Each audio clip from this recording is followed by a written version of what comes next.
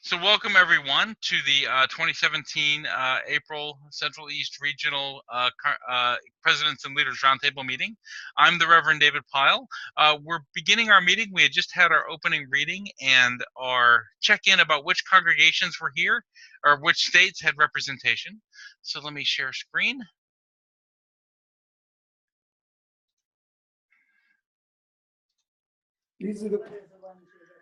So the purpose for this call that we have each month is to offer a regularly scheduled opportunity for congregational leaders to connect with UUA Central East Regional staff. I am here on the call today. Reverend Joan Van Becelaere is on the call, and before the end of our call, the Reverend Megan Foley, the regional lead, is expecting to be with us as well. She's coming from another meeting.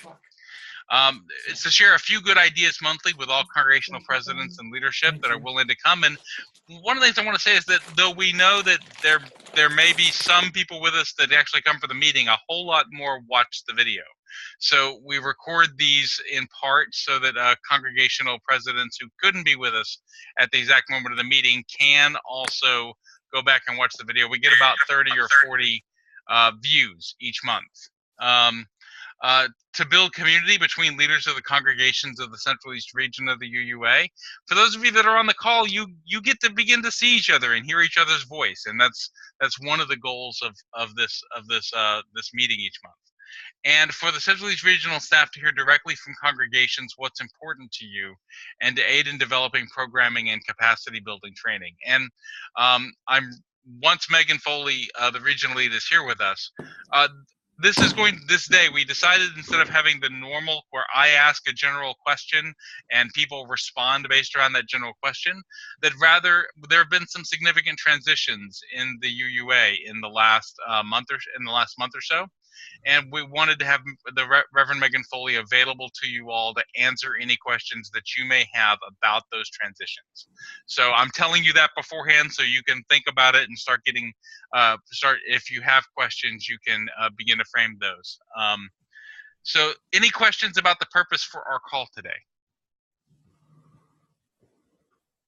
Wonderful. Thank you all for being here. So our agenda is the chalice lighting and welcoming. We just did the purpose of the call.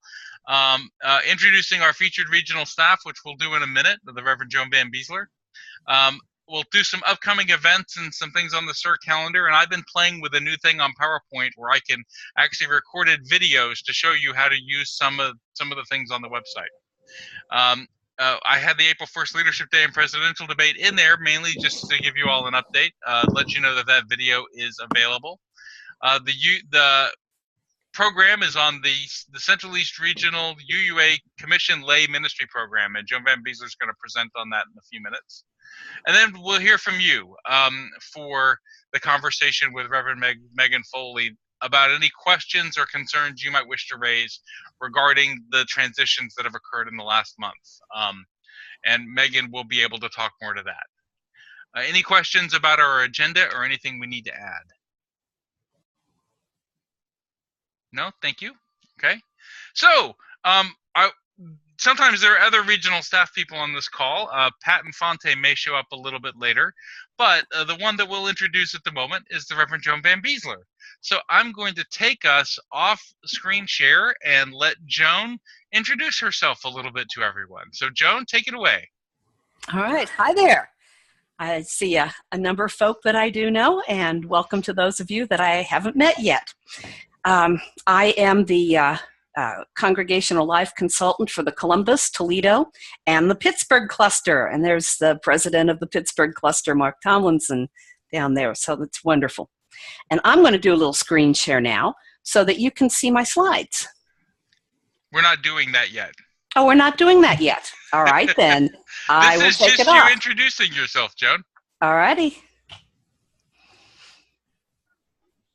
Then you can take that off. There we go. And so go ahead, Joan. Anything else you want to share about yourself? That's it. Okay.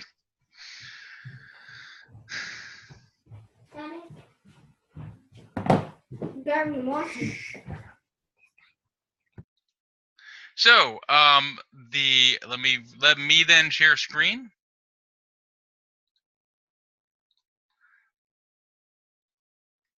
All right. So a couple things I wanted to walk you all through before we get to the program.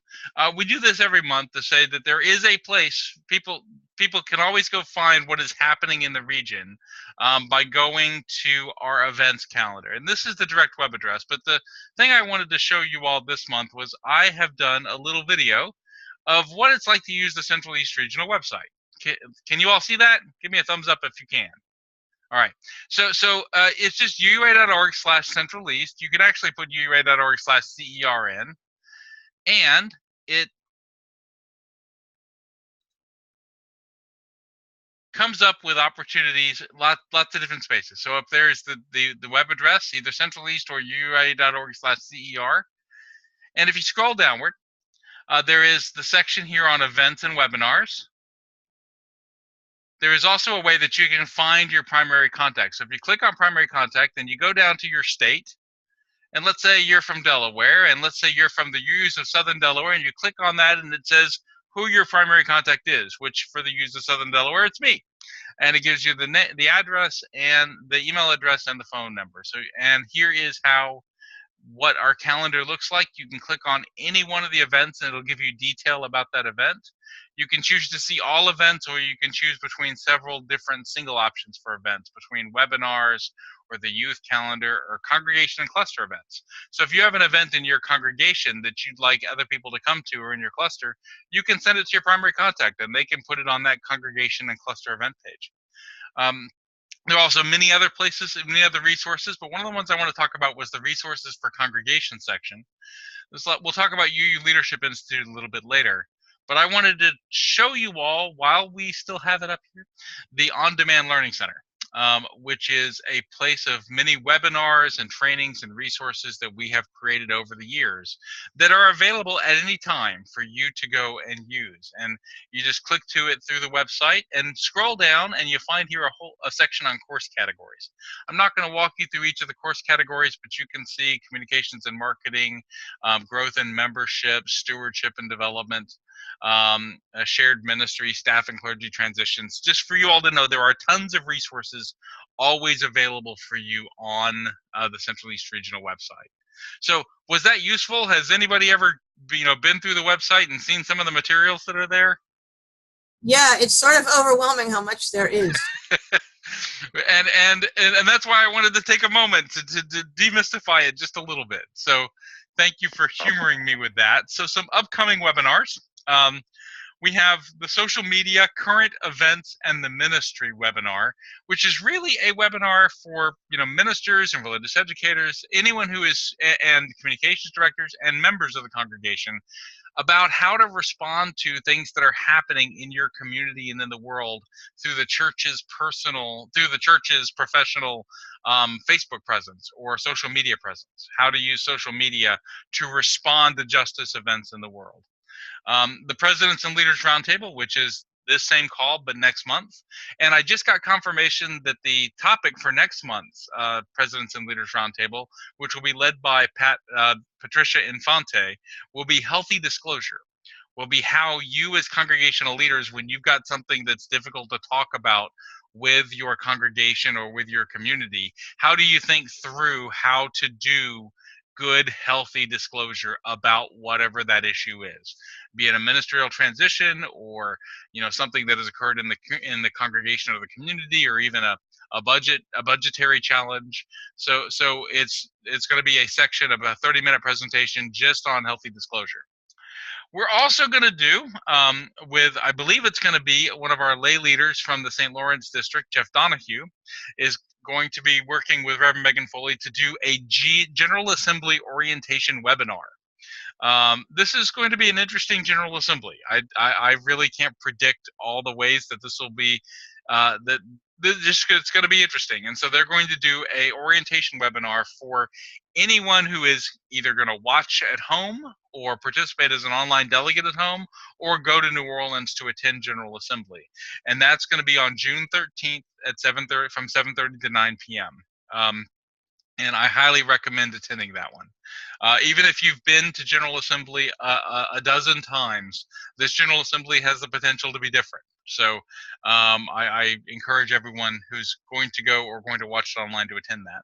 And then the Presidents and Leaders Roundtable meeting, this meeting for June, which will be on the 28th, is going to be a GA wrap-up.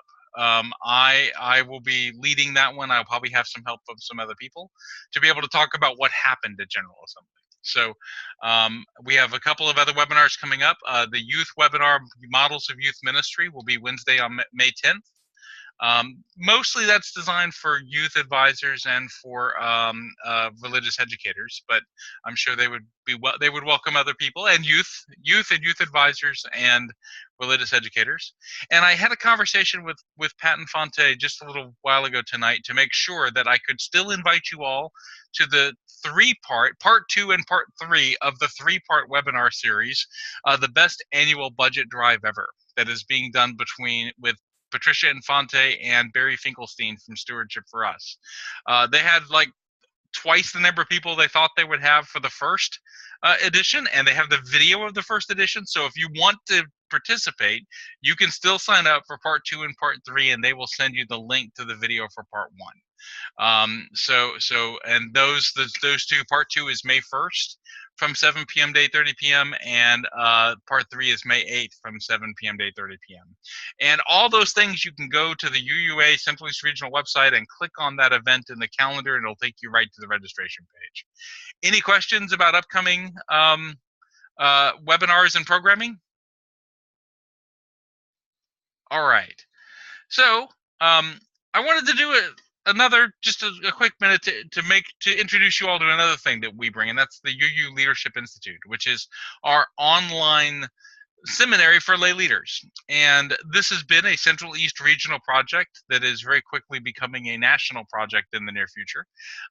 We've had more and more congregations from across the country attending the workshops. And so I wanted to, this is the website. I wanted to show you just a moment what the website looks like. It's a practical seminary for UU lay leaders in an online classroom setting, and that has opportunities using Zoom calls like this to be able to process and go deeper with the material with the instructor.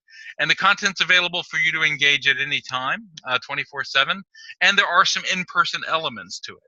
And so what I wanted to show you was some sample courses that are available all the time. There's some leadership development courses. There's also on-demand courses that are available all the time.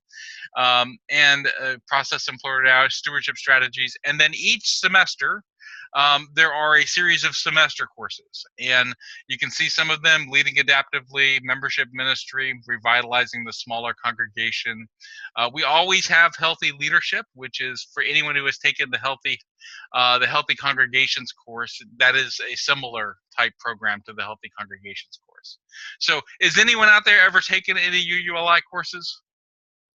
Leadership Institute courses? I've taken 2 of them. Okay. Well, how was it? I love them. They're wonderful. See, so a testimonial, and I saw Kenneth put up his hand as well. So just wanting to take a moment just to highlight that there will be some summer courses. They'll be announced, I think, in the next little while, and the fall semester will be announced over the summer. So just be aware that that is a resource, and the cost for those courses, I will tell you, they're like $20 or $30 per class, which if that had been what my seminary had cost me, I would be out of debt by now. But I will not be out of debt for another decade. So, so just saying, it's a great opportunity. And for congregations that are always thinking about how to do leadership development in your congregation, UULI is an amazing resource for you to leverage into creating a leadership development program in your congregation. So with that, I am also last ad for this. I won't be doing an ad for this again, which is our upcoming Stepping Up the Staff Supervision with the Reverend Susan Beaumont, coming on May 4th and 5th. This is for staff leaders, for ministers and executive directors and religious educators, anyone who, if you have a staff, somebody who is a staff supervisor in your congregation, and they're not going to this, I would encourage you to go ask them why they're not going to this. And don't tell them that it's me asking. You just go ask them why they're not taking the opportunity to go see one of the experts in the field of church staff supervision coming to Morristown, New Jersey. So with that, I'm going to stop share, And thank you all for your patience as I run through that part of our meeting, and invite Reverend Joan Van Becelaere to come share with us about the commissioned lay ministry program. Joan, the floor is yours. All righty. Then let me share my screen. Can everybody see that? All right, excellent. Because what I'm going to give to you tonight is actually another major leadership development opportunity and resource that we have here in Central East Region. And you might not have heard of it because it's been kind of hidden over in the Ohio Meadville side and then slowly creeping into the St. Lawrence side, but now it's throughout the entire region.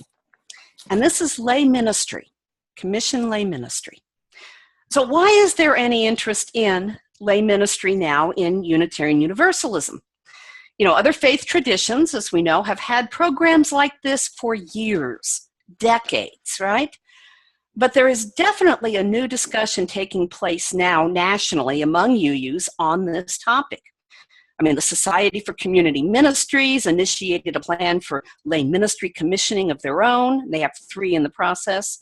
Meadville Lombard actually has a master's in lay ministry now. Star King has a certificate program.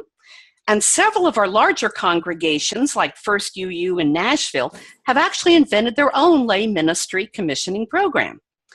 And then the UUA in Boston, you know, has a new task force at headquarters now on lay ministry, and I sit with that group. There's even a web page on the UUA site on lay ministry. In the introduction, I'll read you just a couple sentences. It says, everyone has gifts to share with their faith community in the wider world. UUs understand ministry as the way we share our spiritual gifts and encourage others to share their own, connecting with what is most meaningful in life. Ordained ministers or clergy often have the most visible kind of ministry, but other kinds of professional and volunteer ministry are just as important. The lay ministry tradition in UUism is long and varied, and on this webpage you would see a lot of different examples of the range of lay ministry training and certification and commissioning programs that are available. So here in Central East, through the Ohio Meadville District, we've been working with a lay ministry program now for over 40 years. 40 years. And we're being called on, of course, to consult now with the other folk that are just now developing theirs. Now, this wonderful gentleman is Gordon McKeeman, Reverend Gordon McKeeman. You may have heard of him. Throughout the 1970s, Ohio Meadville District leaders saw that, you know, we had people who were willing to step up, who could take on long-term vital roles of leadership. But there's no program to support these leaders as they were trying to acquire their skills and knowledge that was needed to be really useful in their ministry. There was no formal means of offering these leaders public recognition, a title for their service and acknowledgement of their accomplishments. So to address this need, the Ohio Meadville District Board back in 1976 adopted a plan for commissioning lay leaders, as they were called at the time. Now we call them lay ministers. And it was the brainchild of this guy, the Reverend Gordon B. McKeeman, minister of the Akron UU Church. And there he is in his lovely plaid 1970s style, right? Now, the focus and structure represented his real creative interpretation of our Universalist legacies on the importance of strong lay leadership and the need for leadership that emerges from the congregation. And I'm going to play you just a little brief video by Susan Ritchie, who teaches history of Unitarian Universalism at our UU House of Study at the Methodist Theological School here in Ohio. And remember to move your microphone. Yes, I'm going to remove my microphone, dear. So we're looking at a picture here of Reverend McKeeman, who of course was the beloved minister at the church in Akron for years and years. And of course the Akron church itself was Universalist in heritage. And it was McKeeman's deep interest in that tradition that caused him to be the first one to propose what at the time was known as the commissioned Lay Leader Program, which is a program that was passed through the Ohio Meadville District Board in 1977. But just to speak a little bit more about how McKeeman was trying to find a modern reinvention of that universalist impulse, we can take a look at a map here. This is a map of Ohio in the heyday of universalism. So this was the period just immediately past the Civil War. And you see all of the dots for all of the churches represented. And Ohio, of course, wasn't alone in having many Universalist congregations spread in different areas, some urban and some rural. And of course, when you look at all those dots and realize the size of some of those communities, not all of those churches were going to or were served by people with professional religious backgrounds or necessarily with a seminary education. So McKeeman's great vision was to, on one hand, preserve the Universalist tradition of honoring the local context, ability to declare who they would like to see as the leadership of their congregation, but to tie it into a new and more contemporary understanding of training and accountability.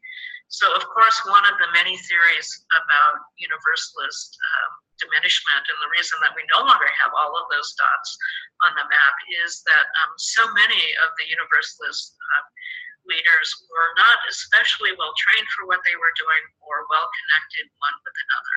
So anyway, McKeeman's vision was for commissioned lay ministers who again honored that beautiful Universalist tradition of finding folks from within, but again with this very contemporary notion of having those folks receive special training and be enmeshed in very specific kind of networks of accountability.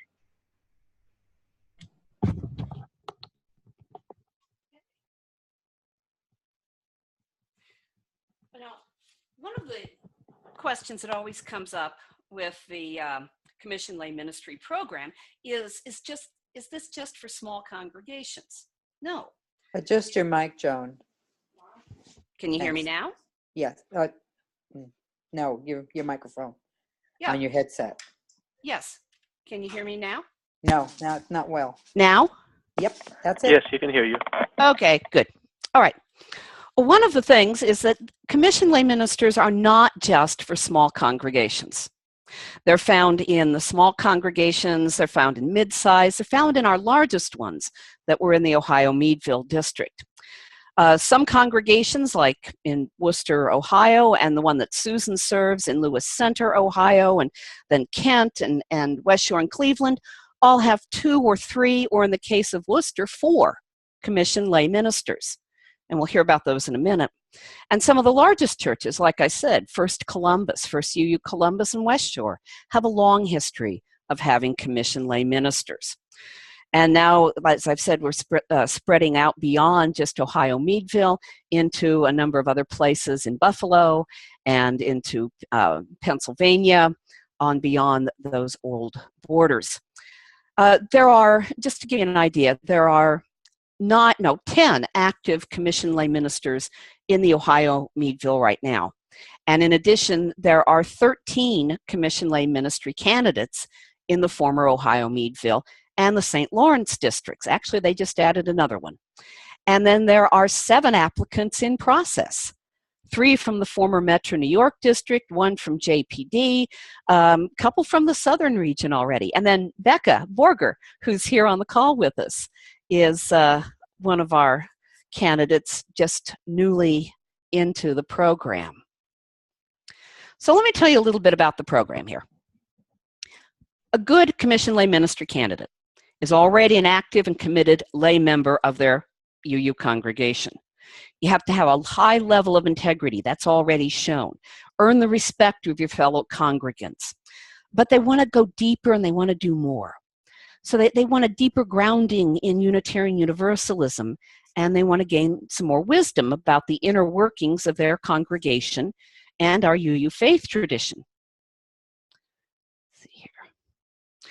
So, Many of our commission lay ministers are actually drawn to particular areas of ministry. Some they already have special training in. Others they need to do quite a bit of work in to bring themselves up to speed and improve their skills.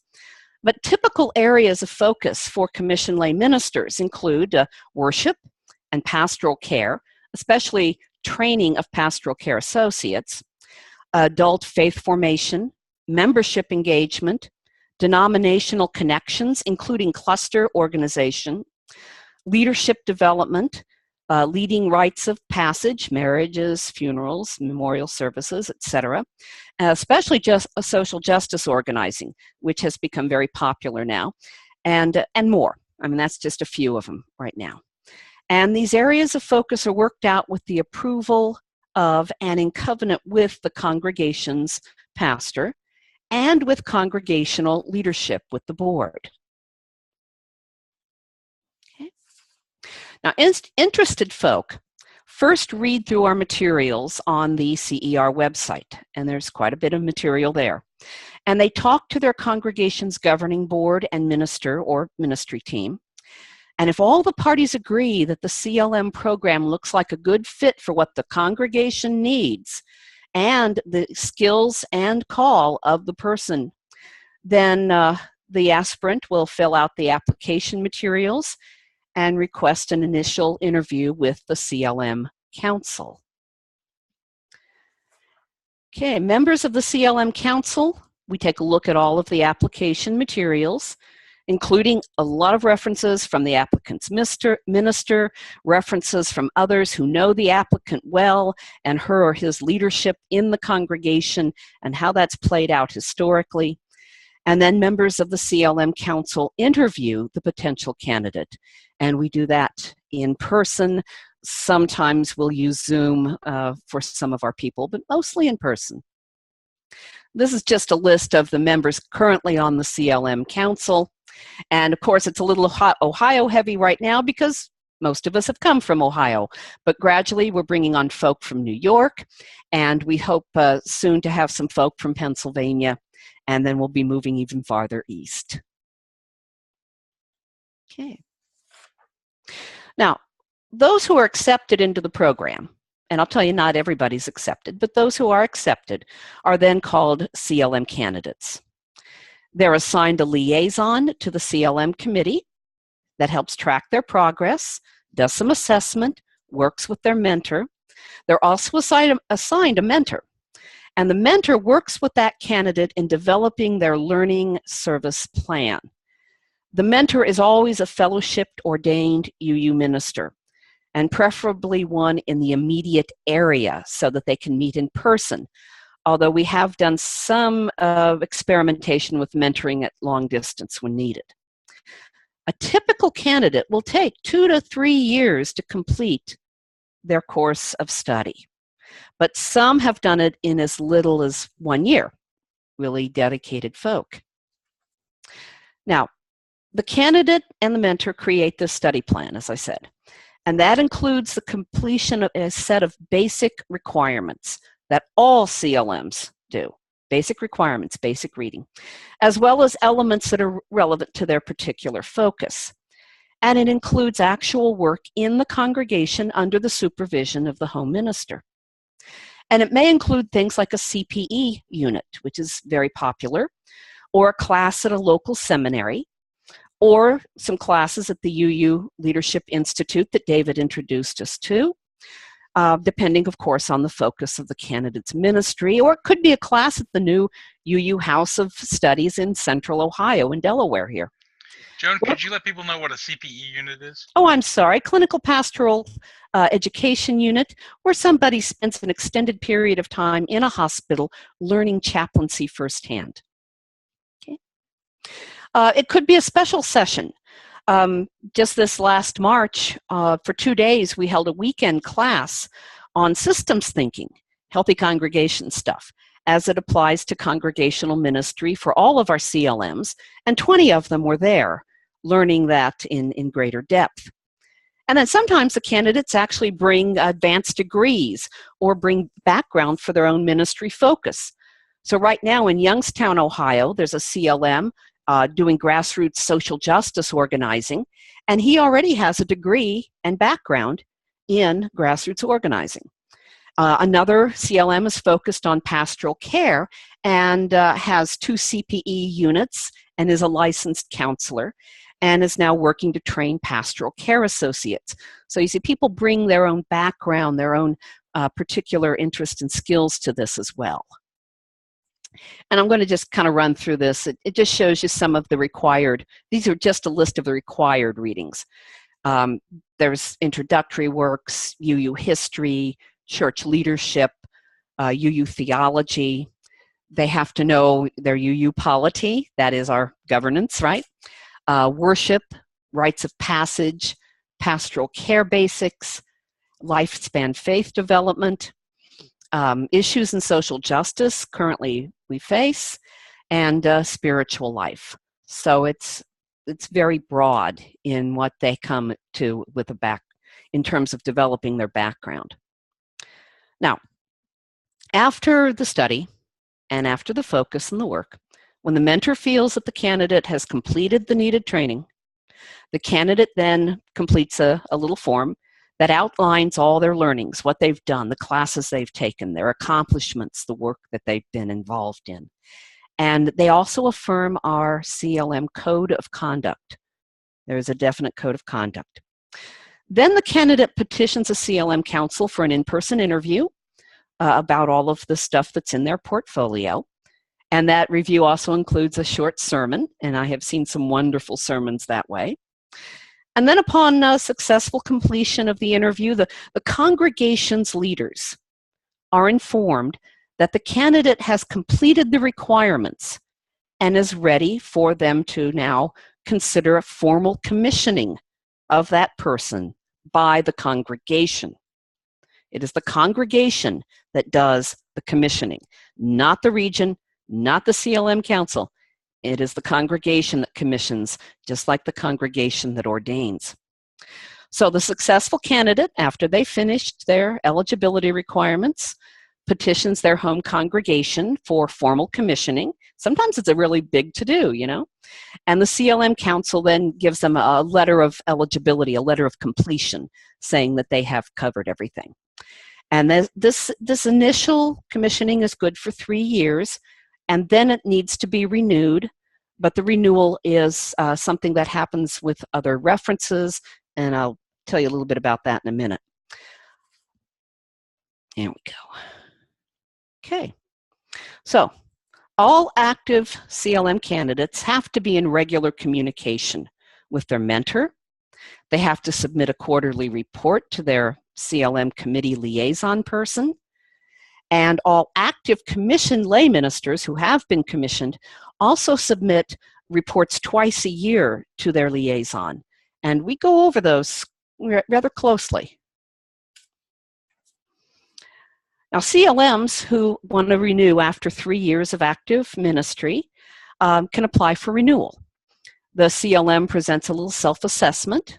What have you done? How have you grown in your ministry? And references from their congregation and their minister. The CLM council looks at all of that, looks at their activities. Depending on what we find in the references, the council might want to talk with the CLM again, or maybe recommend some further area of study. That's happened before. But then if everything looks good, they approve them for eligibility for renewal by the congregation, and the CLM council will tell the congregation that they can be renewed. And then the congregation, of course, does that.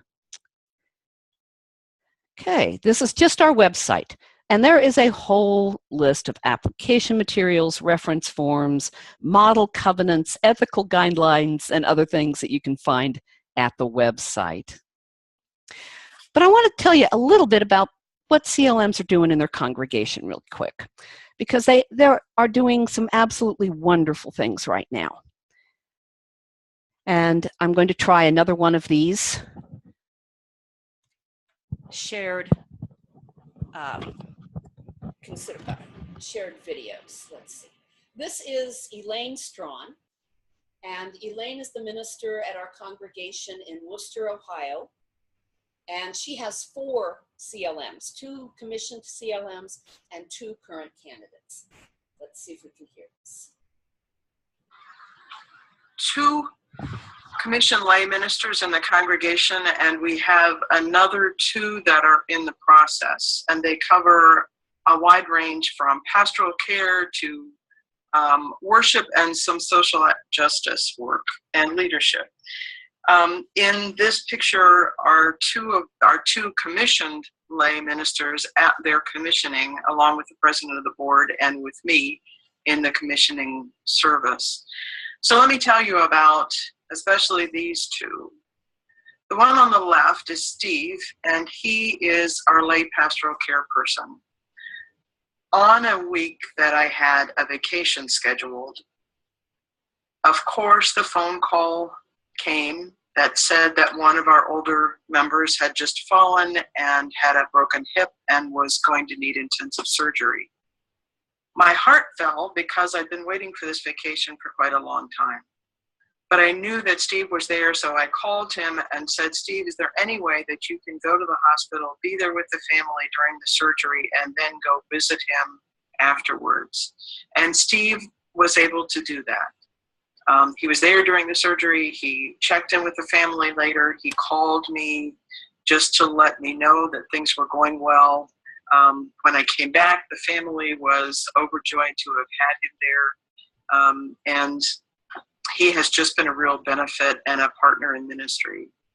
Gail is the other commissioned lay minister standing there. Gail's background is in healthcare, and she has some background in the military, so she's a good organizer. So she has served on our board. She's been our board president, and she does some work with lay pastoral care, but she also is a person that's present in the community and social justice pieces. And so in the next slide is a picture of Gail as the congregation is starting to respond to all the terrible shootings that happened in the week of the 4th of July. The 5 police officers and the 2 African-American men. The congregation knew that we needed to make a social statement.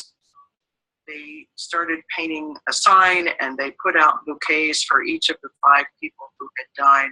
And I was there present in the service in that event, and I did a small vigil beforehand, but Gail is the one that was really organizing meetings and organizing the work that needed to be done and working with the person who was producing the bouquets that went around and somewhat interacting with the public as they drove past and said, what does this mean? Or making sure that the signs, that the little memoranda that mentioned the names of each of these men who had been killed were present. So she was really there. And in these times, to have colleagues working with me, to be in partnership in ministry, to be able to be there.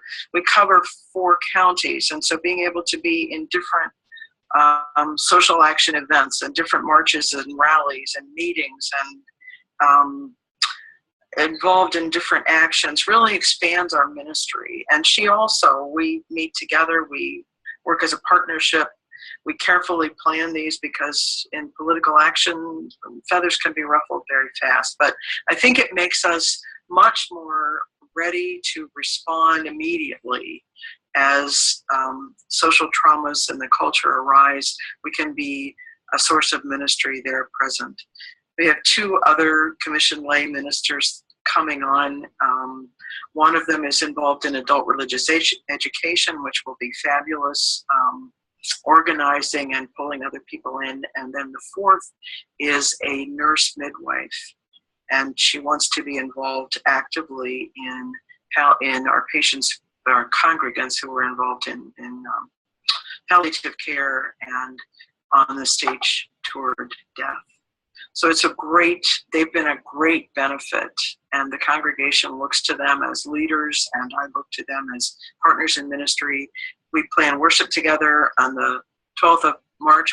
Steve and Gail and I will do a service that incorporates the many different sources from which we as Unitarian Universalists draw it's just been a delight to work with them and to be part of the whole Commission Lay Ministry program.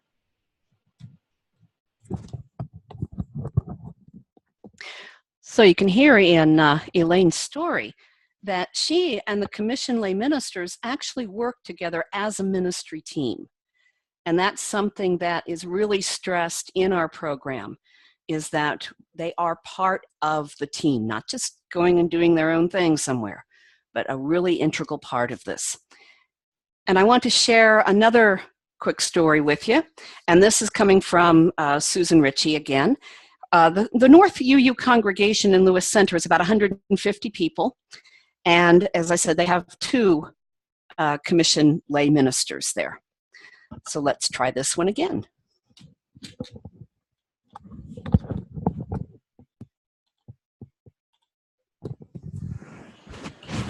So we're looking here at a photograph of one of the 2 commission lay ministers I have in my congregation. This is Terry Cornell, and one of the many I can hardly hear it. She does specialize in non-member weddings, which has been an incredibly beautiful thing. I haven't always had time to be able to honor non-member wedding requests, and yet it's such an important outreach to the community. And it's just so great when folks call and want a wedding for me to be able to say, I have a commission lay leader who specializes in this, and they know that they will be well taken care of, and I know they will receive a ritual in the context of our Unitarian Universalist tradition. So it's a really great thing. But of course, the commission lay leaders, lay ministers, do way more than that. And I'm so grateful for the name change, by the way, because in the old days when we had commission lay leaders and I would try to refer someone to a commission lay leader, that just didn't make sense to folks. It wasn't a category they understood. So being able to say we have a lay minister who does this just works beautifully.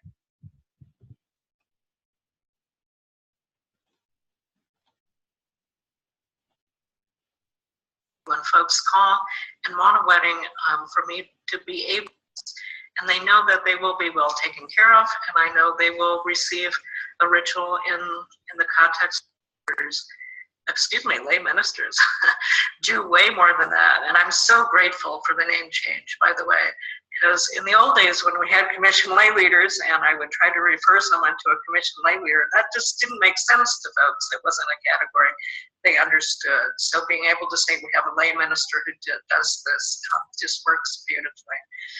But if we look at our next picture here, this is a very special picture for me. This is a picture of those of us who, on the advent of marriage equality, we held at church on the 4th of July, an Interdependence Day, where we offered free same-sex weddings to any folks who showed up. And so you see myself, you also see Joan Van Becelaere, who of course is affiliated with our congregation as a community minister, one of our community ministers, Chris Jones-Levy, and our 2 commission lay ministers, Allison Fagan and Terry Cornell. It's just such, first of all, I just want to show the beauty of being inside of a small church and having these kind of resources for backup for me. It's just absolutely incredible. To tell one more story about Terry Cornell, you might recall that marriage equality happened when most of us were at General Assembly. And so when we wanted a Unitarian Universalist presence on the State House here in Columbus to marry folks who might show up there, it was Terry Cornell who went and represented us. But I also wanted you to see this photo of us all together, just to show you the absolute riches that I have in terms of so many folks inside of my congregation who understand ministry. Something that both Terry and Allison have done is serve on our board, and Allison has served as president of our board.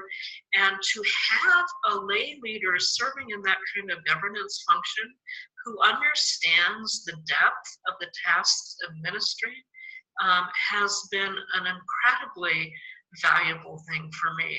There's so many things that don't have to be explained in terms of what ministry entails or what it looks like in practice. Okay. Well, I'm just going to sum up then some of the benefits of commission having commissioned lay ministers. That's extending UU ministry into the larger community. Of course, the non-member weddings, rites of passage, coverage during vacations, absences, backup, having lay ministers and lay leaders who understand ministry, ability to form ministry teams, which is so important in this day and age. So these are just some of the benefits. And then the extension of our own footprint of our congregation and the expansion of Unitarian Universalism. So that's the process. That's an introduction to the program. Are there any? Yeah, Yes. Joan, if you could take us off screen share so that we could have people ask questions. Sure enough. So does anyone have any questions for Joan about the commissioned lay ministry program? Is anyone interested in becoming a commissioned lay minister? See, I saw at least one hand go up there. This is Vicky O'Doherty. I'm interested in it. Of course, I'm president right now of my congregation, and I think it's a bit much to do both. So I'm waiting till I retire from that position. Right.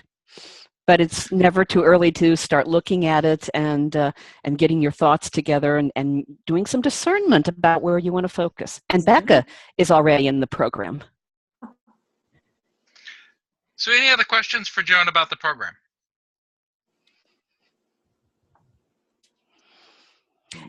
One thing you can do is if you see folk that are, lay leaders in the congregation that have this fire for ministry, recommend them to it. Have them call me, email me, send a carrier pigeon, whatever. I'll answer any of it. So this is David. I'll share one thing. I often get people who contact me to talk about should they or should they not go to seminary, and to go through the full process and the many years and the tens of thousands of dollars that it takes to become an ordained Unitarian Universalist minister.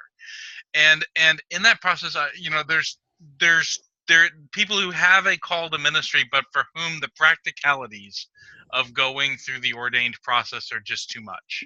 And one of the things I love about the commissioned lay ministry program is because if ordained ministry is the only route, then someone who just can't meet the practical needs of reaching ordained ministry feels that they can't engage that sense of call that they have. And the commissioned lay ministry program is in many ways far more accessible for someone to be able to have a way to live that ministerial call that they feel. Besides the fact that it also means that congregations that may not be able to afford, full-time or even part-time ordained ministry may be able to have commissioned lay ministry presence in the congregation. Correct, Joan? Very correct. Yeah. And our lay ministers work with each other. They meet with each other, they help with each other. So, it really overcomes the siloing that we tend to fall into. So we have a hand raised. It says Hudson Hawk UU. Could you remind us your name and congregation? I don't know why it says that, but I do cluster meetings, and Joan's been at those before, so it's the Hudson Mohawk. My name is Vicky O'Doherty from Kingston, New York. And so what I understand is that there's a specialization that goes on with the ministry program, that you specialize, in chaplaincy, hospital chaplaincy, or I don't know, is there generalization also? There are some of our commissioned lay ministers who have a more general approach, usually in the smaller congregations. In the mid-size and larger ones, there's usually a more focus to that. And we help you with that discernment. That's part of the process. Right. Okay. And it is actually, I actually did go to an open house at one of the seminaries, actually, because I considered it, but I said to myself, I'm getting a little gray for this, and the money, when we talk about student debt and things like that, it certainly is daunting. So, so that's one of the reasons why I'm considering the program. Excellent. Yes. Thank you, Vicky. Any other questions for Joan? If not, then we will say thank you. Joan, Joan, your email address is fairly easy to find, like any of us. It's first initial and last name at uua.org. If you have any questions, feel free to reach out to Joan. And I want to thank you for coming and presenting on the commissioned lay ministry program for the region. It's one of our exciting programs for the region. There is, and Megan Foley just sent out Joan's email address in the chat box. So with that, I want to thank you, Joan, and we're going to transition. I'm going to not share screen to see the next screen of the slideshow because all it says is, welcome Megan Foley to be here for our conversation. We really thought about doing our normal where I ask a general question and we share with each other, but there have been some really major events in the within the Unitarian Universalist Association in the last little over a month. And so we wanted to make a time where if anyone had any questions or anything that they wanted to share or raise with our regional lead, with Megan Foley, who leads the regional staff in the area. I'm going to help manage the process of asking questions if there are any. But Megan, I thought we might let you, if you want to frame the conversation, if there's anything you want to share to start with, to give the floor to you, and then we'll give questions. Yeah, thanks, David, and thanks, Joan. Did I freeze? Can you hear me? We can hear you. Good. Oh, I'm back. I'm having internet glitches today. So we've had a whole range of questions and concerns, all the way from a lot of concern and questions to none at all. And so what we're trying to do is just open space for folks. If you have anything you want to ask about what's happened at the UUA, if you have any questions about the white supremacy teach-in that's coming up, if you want to ask questions about leadership ongoing in this transition time, I can do my best to try to answer in a time that's a little bit murky for all of us.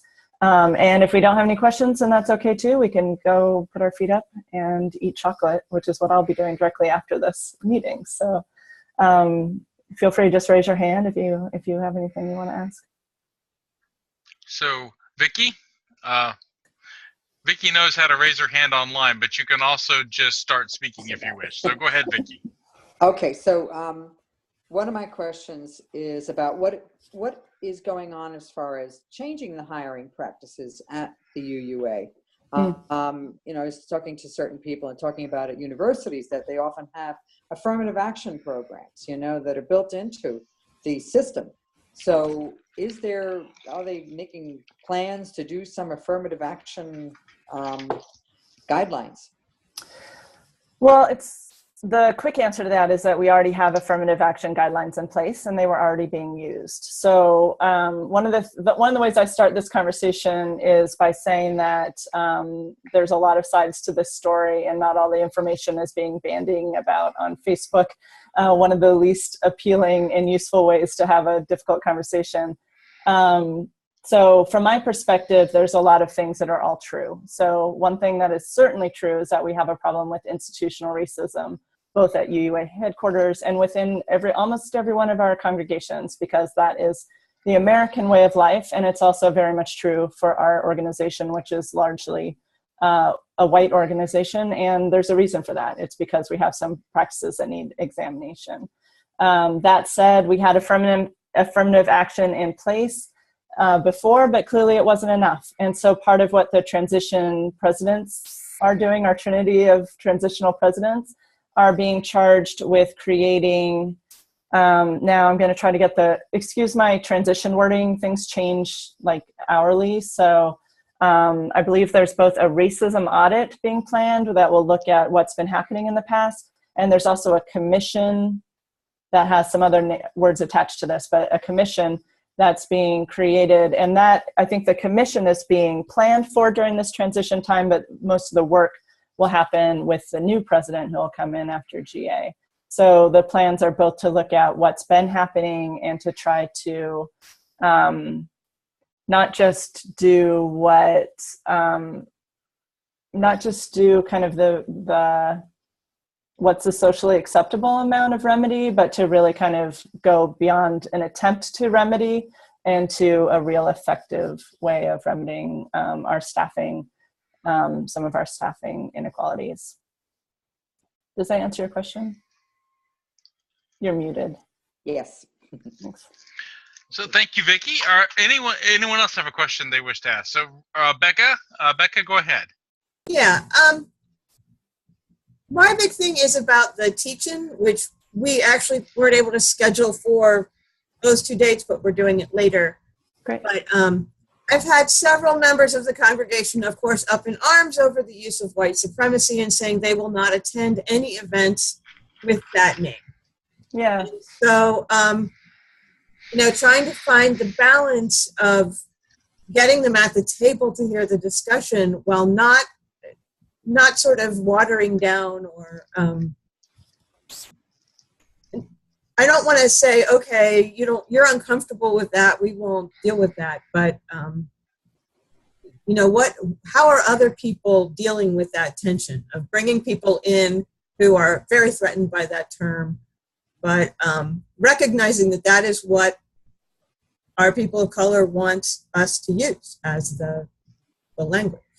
Yeah, thanks for asking that question. It's really tricky. I wish I had kind of a 1, 2, 3 to give you on what would totally work.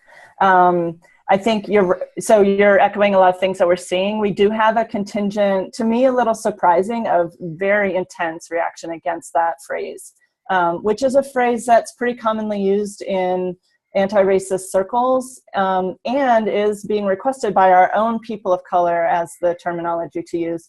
And we have a lot of documentation that, I don't know, Becca, if you've seen some of the resources on the Black Lives of UU website, but there are some pretty cleverly worded explanations about why that language is being used and an explanation of what's meant by it, which I think the explanation is fairly non-threatening.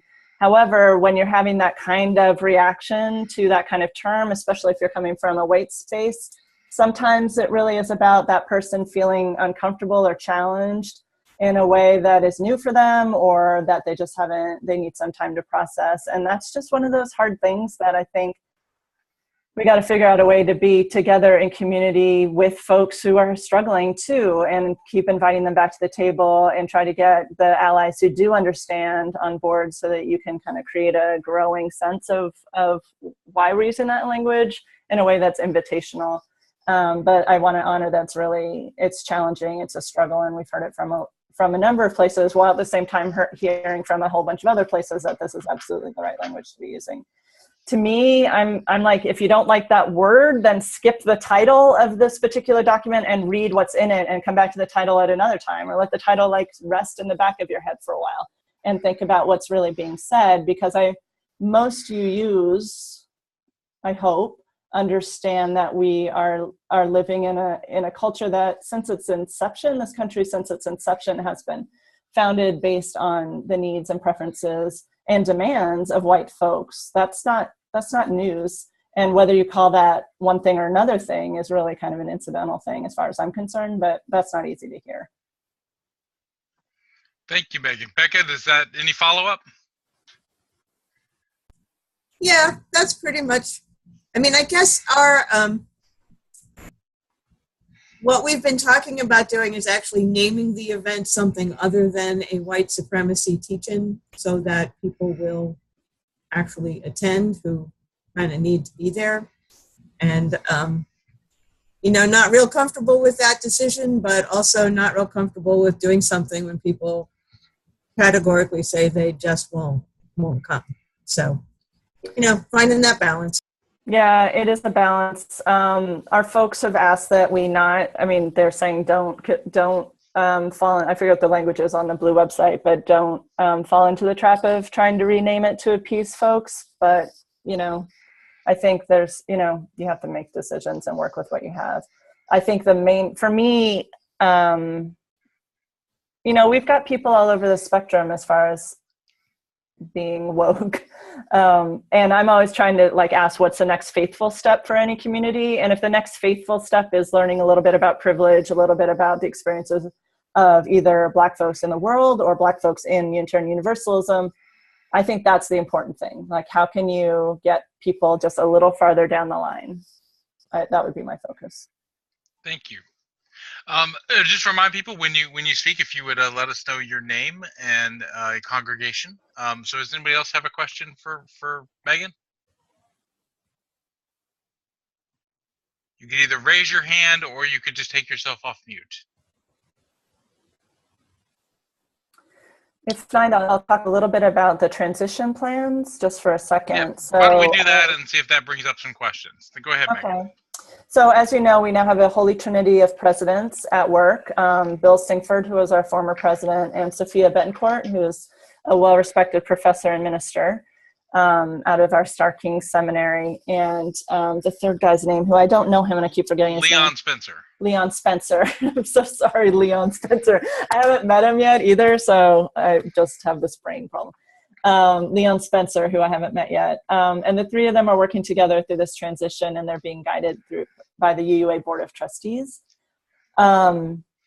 As far as the Congregational Life Department, as you know, Scott Taylor, our boss, is going to be stepping down after General Assembly on June 30th. So right now, he and the leads all together, which include me, are working together to make sure that we're continuing to manage our congregational life's work and services to congregations. I think for the Central East region, I don't think we'll see a blip in anything. Our staff is very used to working within changes in leadership.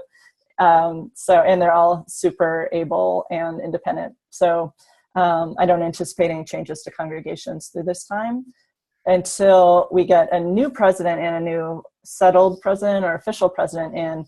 And then we'll have to wait and see what that person's vision is for congregational life. But I believe that we're able to maintain the level of service that we have, at least for the foreseeable future.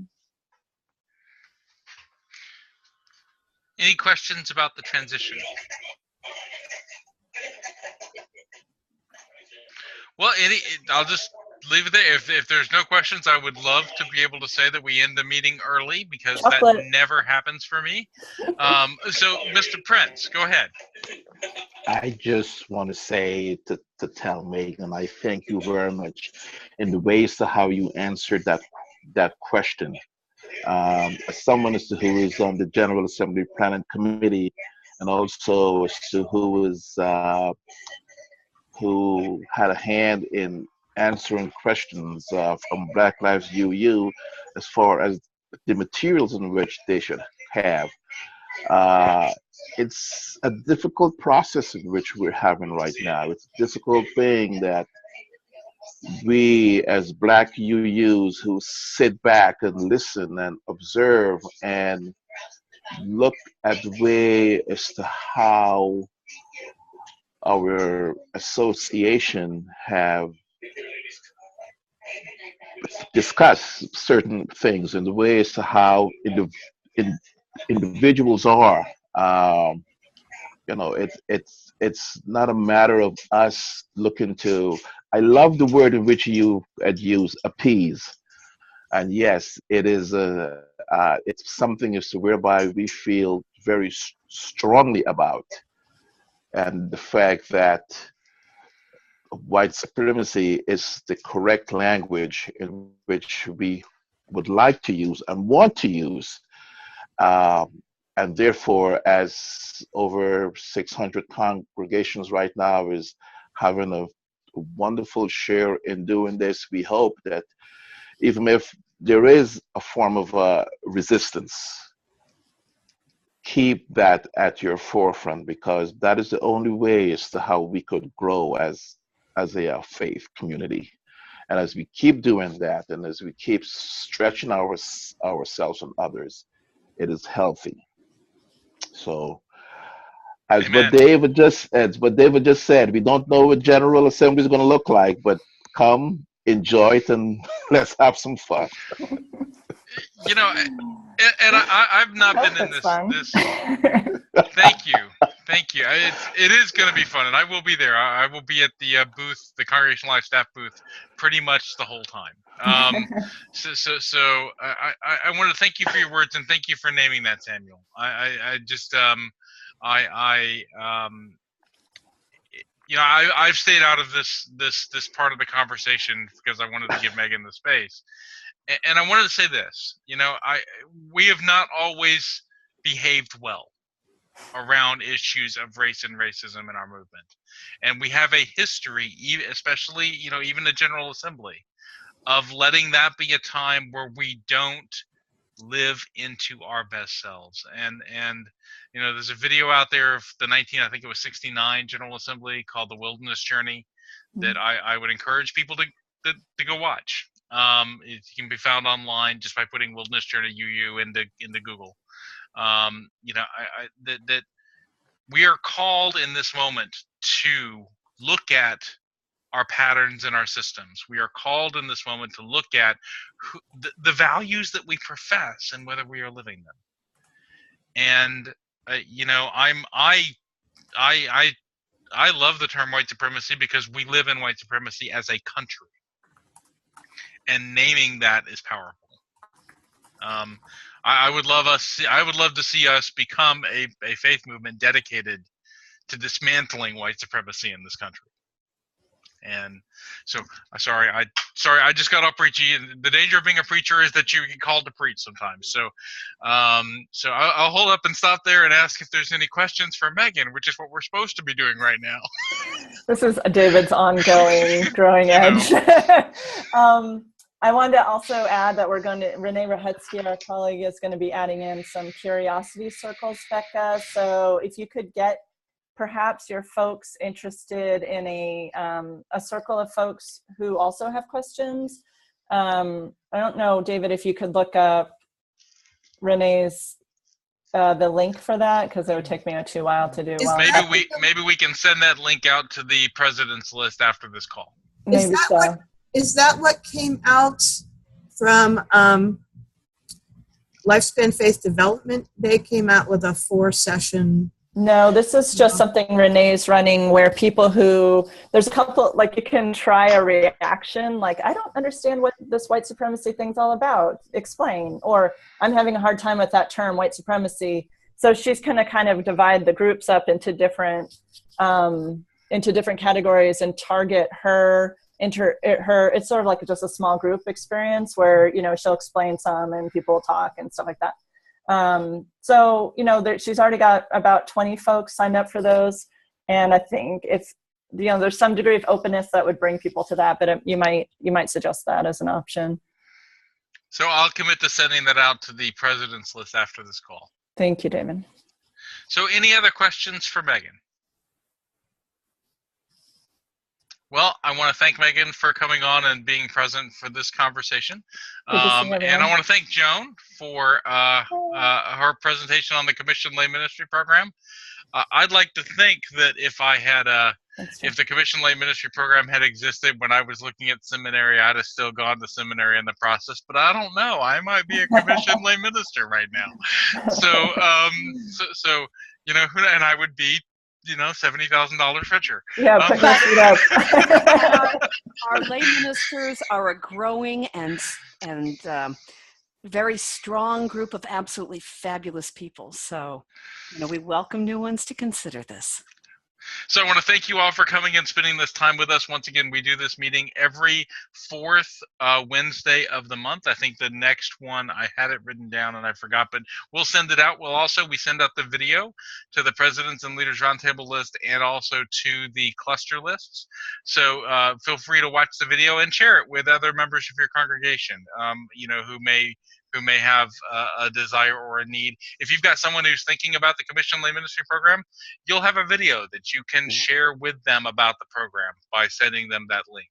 And I hope to see you all again next month. And remember, next month is on Healthy Disclosure with Patricia Infante. And the month after that is me wrapping up General Assembly, which I hope will be a happy and beautiful conversation. So with that, thank you all for coming to be with us and have a blessed evening. Good night, Thank you. Yeah, good night.